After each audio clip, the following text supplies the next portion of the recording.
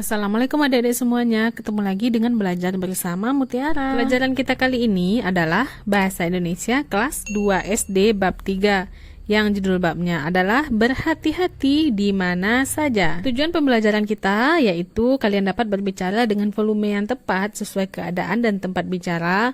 Kalian dapat menyimpulkan nama tempat berdasarkan informasi berupa ciri-ciri tertentu. Kalian dapat menulis di sebagai kata depan dan awalan dengan benar. Kalian dapat menulis cerita dengan alur awal, tengah, dan akhir. Siap-siap belajar. Coba perhatikan gambar di bawah ini. Apa yang sedang dilakukan kedua anak tersebut? Disebut apakah garis-garis yang ada di jalan? Pada lampu hijau yang gambarnya gambar orang, seorang anak sedang menyeberang jalan di zebra cross. Jadi yang garis-garis di tengah jalan itu adalah zebra cross. Membaca, bacalah cerita berikut bersama teman secara bergantian. Para siswa akan pergi ke taman. Bu Rida mengajari cara menyeberang yang aman. Tunggu sebentar, tengok kanan, lalu tengok kiri. Sesudahnya tengok kanan lagi. Namanya 4T. Davi hendak menyeberang lebih dahulu. Kata Bu Rida, "Tunggu Davi, kita akan menyeberang bersama-sama. Berdirilah bersama teman-temanmu." Lalu Davi menjawab, "Baik Bu." Bahas bahasa, tanda seru dipakai pada akhir kalimat perintah. Kalimat perintah yang ada pada teks yaitu "Tunggu Davi", maka diakhiri dengan tanda seru. Lalu perhatikan tanda seru pada percakapan berikut ini. Kata Bu Rida, "Bagaimana cara menyeberang jalan yang aman?" Omi menjawab, "Tunggu sebentar, kemudian tengok kanan." "Betul, lalu apa lagi?" kata Bu Rida. Banyu menjawab, "Tengok kiri, lalu tengok kanan lagi." Lalu Bu Rida berkata, "Tepat sekali. Nah, apakah kalian siap berangkat sekarang?" Lalu semua anak menjawab, "Siap." Bagian yang ditebal kuning itu merupakan tanda seru. Perhatikan kata yang diakhiri oleh tanda seru. Bahas bahasa. Jadi selain kalimat perintah, tanda seru dipakai pada ungkapan yang menunjukkan semangat atau kesungguhan. Bahas bahasa. Perhatikan tanda seru pada teks di atas. Tanda seru digunakan untuk pertama mengakhiri kalimat seru atau perintah, dan mengakhiri kalimat atau kata yang menunjukkan kesungguhan. Saatnya menulis, tuliskan 2 kalimat perintah di buku tulis kalian. Tukarkan buku tulis kalian dengan buku teman. Bergantianlah membaca kalimat yang telah kalian tulis. Misal kalau kalimat perintah, "Tunggu sebentar", nah dikasih tanda teru terakhir. Atau kata yang menunjukkan kesungguhan, "Wah, pintar sekali." Nah, buat juga di buku latihanmu ya, tukarkan dengan temanmu. Saatnya berdiskusi. Berdiskusilah dengan 3 teman kalian. Apakah kalian pernah melihat tempat penyeberangan yang disebut zebra crossing? Apa warna zebra crossing? Pernahkah kalian menyeberang jalan sendiri? Jika ya, ceritakan cara kalian melakukannya. Pernahkah kalian menyeberang jalan menggunakan jembatan penyeberangan? Apakah menurut kalian cara itu aman? Setelah berdiskusi dengan teman-teman kalian, jawablah pertanyaan-pertanyaan tersebut. Lalu laporkan hasil diskusi kalian kepada guru. Menulis. Nomor 1, setelah membaca cerita di halaman 47, jawablah pertanyaan-pertanyaan berikut ini. Nomor 1, ada berapa tokoh dalam cerita di atas? Sebutkan. Setelah membaca cerita tersebut kembali, ternyata ada 4 orang tokoh, yaitu Bu Rida, Davi, Omi, dan Banyu. Sebutkan apa saja 4T itu. Nah, 4T itu adalah tunggu sebentar, tengok kanan, tengok kiri, dan tengok kanan lagi. Berikan judul yang sesuai untuk cerita di atas. Nah, kalau untuk judul, kamu kira-kira apa ya judulnya?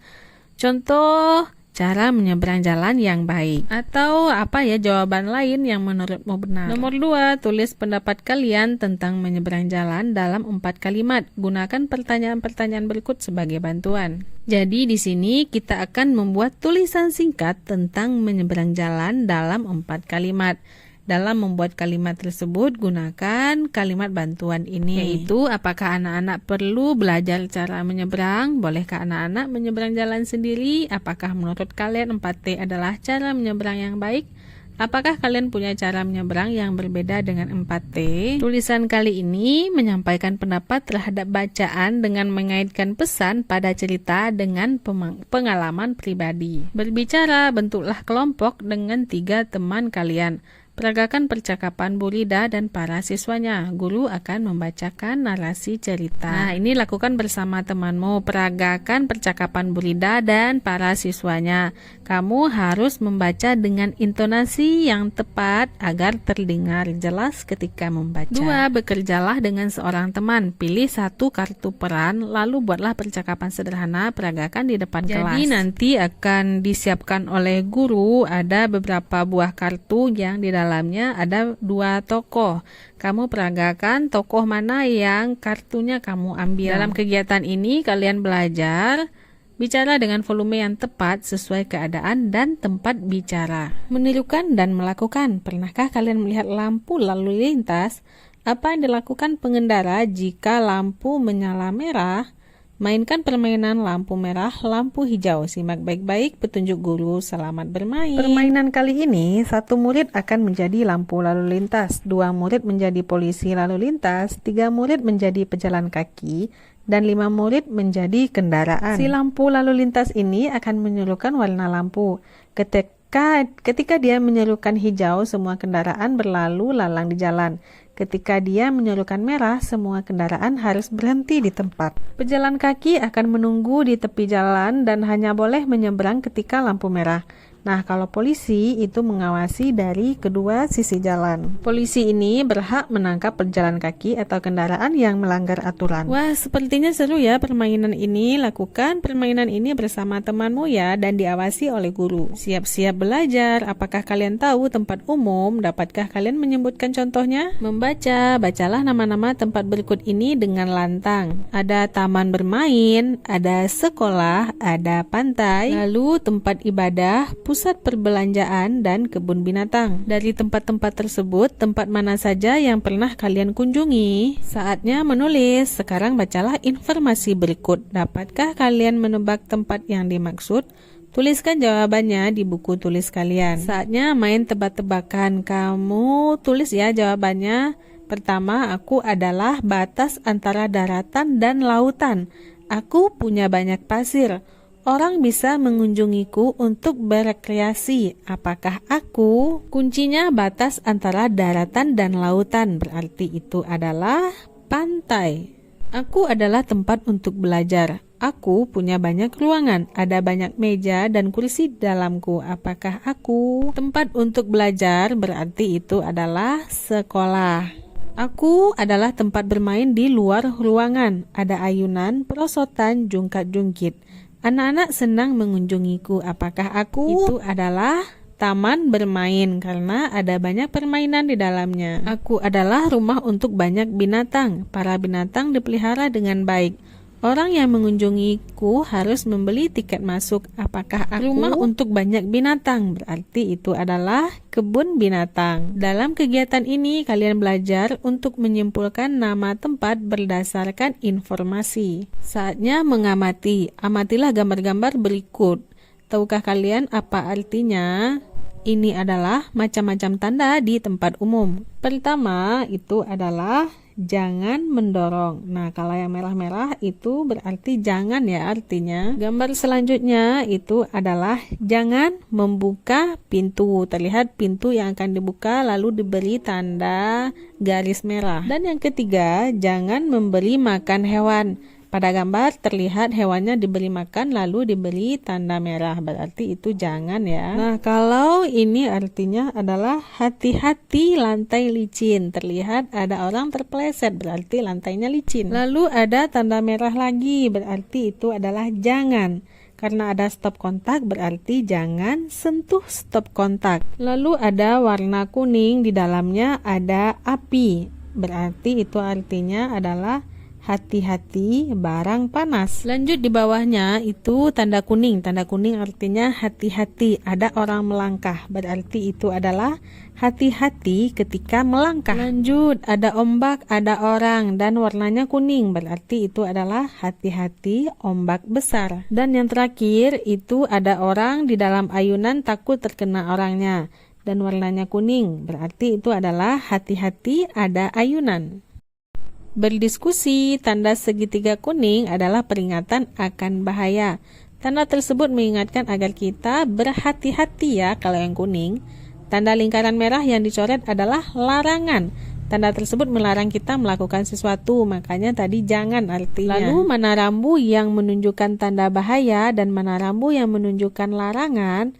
Di manakah kalian dapat menemukan tanda tersebut? Laporkan hasil diskusi kalian kepada guru. Jadi tanda bahaya semuanya adalah warna kuning. Kalau warna kuning berarti bahaya, kamu harus hati-hati. Kalau yang menunjukkan larangan itu adalah yang berwarna merah terus diberi garis di tengahnya. Kalian bisa menemukan tanda-tanda tersebut biasanya di tempat-tempat umum atau tempat-tempat wisata. Saatnya menulis. Pilih salah satu tanda dari 9 gambar di atas. Apakah tanda tersebut sudah menyampaikan pesan dengan jelas?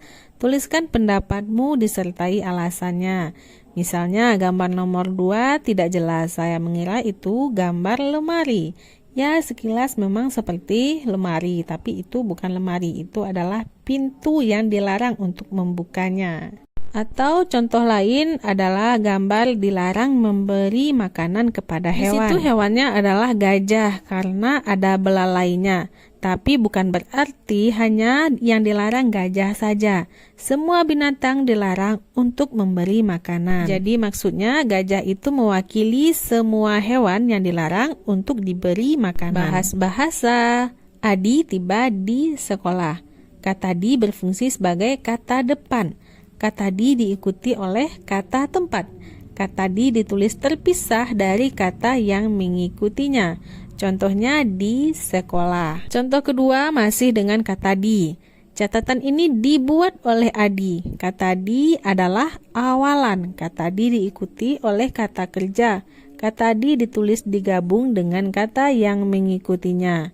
Contoh dibuat. Jelas ya perbedaan penggunaan kata di. Satu berfungsi untuk kata depan, ditulis terpisah dari kata yang mengikutinya. Dan yang kedua sebagai awalan, ditulis digabung dengan kata yang mengikutinya. Menulis, guru akan membacakan 10 kata yang memiliki kata di. Simaklah baik-baik kata tersebut.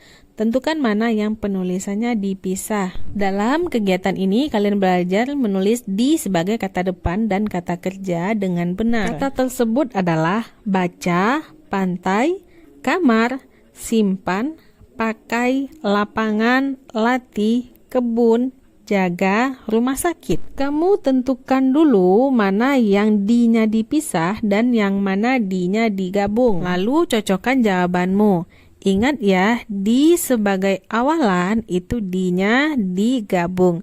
Sementara di sebagai kata depan atau yang menunjukkan sebuah tempat, di-nya dipisah. Siap-siap belajar. Pernahkah kalian berada di rumah sendirian? Jika pernah, apakah kalian merasa takut? Beberapa ruangan dalam rumah bisa saja berbahaya. Kalian harus lebih berhati-hati ketika berada di sana. Sebutkan ruangan apa saja itu. Apa saja benda yang berbahaya di dalam rumah? Contoh ruangan yang berbahaya di dalam rumah adalah dapur. Ketika kamu tidak bisa menghidupkan kompor, kamu bermain-main api, rumahnya bisa kebakaran. Serta alat yang membuatmu bahaya juga ada di dapur, yaitu pisau. Jika kamu salah menggunakannya, kamu akan terluka. Mengamati, amatilah gambar berikut bersama guru, ruangan dan benda-benda di dalam rumah yang bisa saja berbahaya. Pertama, ada kapur barus, benda yang berbau merangsang, putih warnanya, dibuat dari damar, dipakai untuk menghindarkan pakaian dari serangga. Lalu ada kosmetik, obat atau bahan untuk mempercantik wajah, kulit, rambut dan sebagainya seperti bedak dan pemerah bibir. Jika masih anak-anak, tentu kosmetik ini berbahaya bagi kulit dan rambutmu. Lalu ada kompor dan korek api yang bisa menyebabkan kebakaran. Ada pisau yang nanti bisa membuatmu terluka dan barang pecah belah yang nanti juga akan bisa luka kalau kamu memecahkannya. Lalu ada stop kontak dan barang-barang elektronik lainnya. Kamu juga harus berhati-hati dengan barang-barang elektronik di rumah. Jadi ada beberapa kosakata baru, yaitu kapur barus, pecah belah, kosmetik, elektronik, dan stop kontak. Berlatihlah menggunakan kosakata baru.